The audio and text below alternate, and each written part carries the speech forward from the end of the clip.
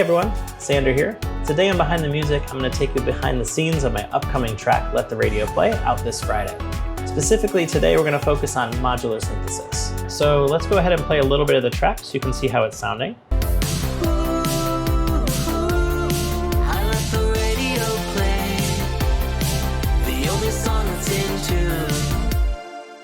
Let's go ahead and solo that bass line, because that's what we're going to focus on today.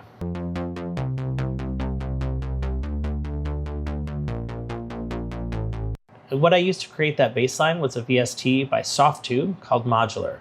So this is a really powerful VST because you're basically building your own synthesizer. I'm going to go ahead and assign that note to CV1. Now next up, we're going to go ahead and take our waveform that we want to use.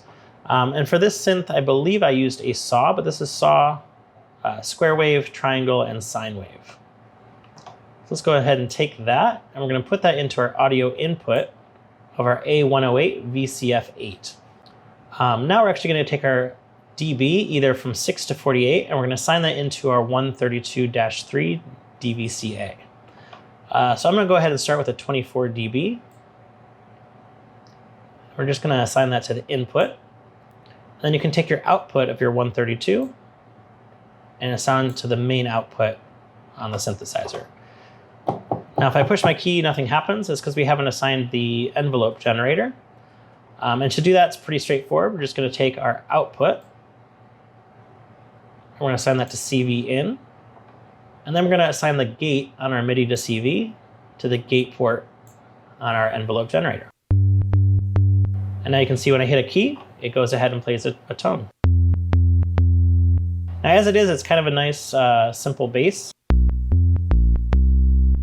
But I want to really get that nice 80s feel. I can do that in a number of ways. One is by messing with frequency.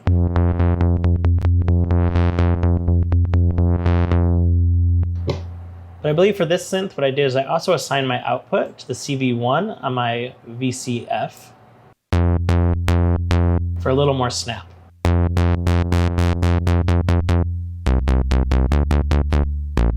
You can, of course, mess with these waveforms if you want to change the sound.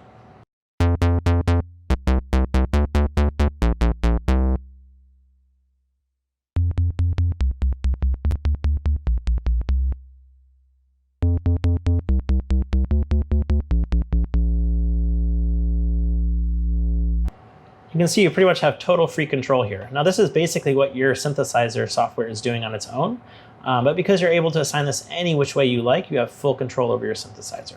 So thanks for listening. That was a super quick intro of how you can start setting up patches using a modular synthesizer.